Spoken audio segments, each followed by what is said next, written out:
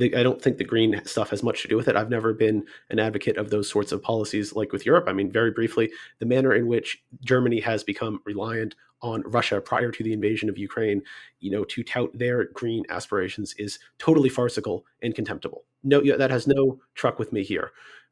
So that's what's one point, but that's kind of a little bit of as an aside.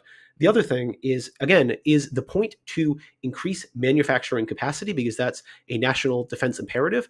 Okay, that's one thing, but that is different than a government jobs program to bring back specifically manufacturing jobs to the Rust Belt. Those are two separate things, and it's a question of which one you're actually trying to achieve.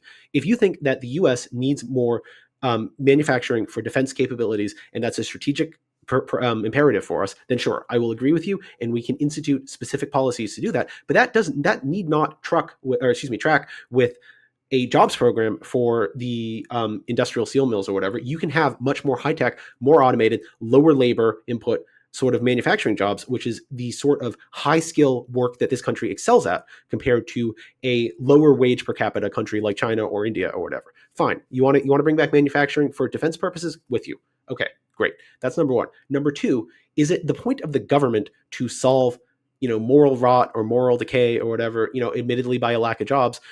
No, I don't think so. And I don't think that, whatever issues going on in these communities, like you can say that you can say that there are issues and we should address, but that doesn't mean that it follows that tariffs are therefore the policy to do so. What about, improving education, for instance? What about improving transportation opportunities so that, in the Midwest, you could more easily commute to a job in Chicago or whatever? All sorts of, I'm just spitballing. I don't have the solutions right here. Don't take these ideas to the bank or whatever, but it doesn't follow that if you are concerned specifically about the Rust Belt communities, and that's like, for whatever reason, that is your number one policy objective, domestic policy objective, to achieve higher employment in those areas. It doesn't follow that tariffs are the avenue that you should be pursuing that.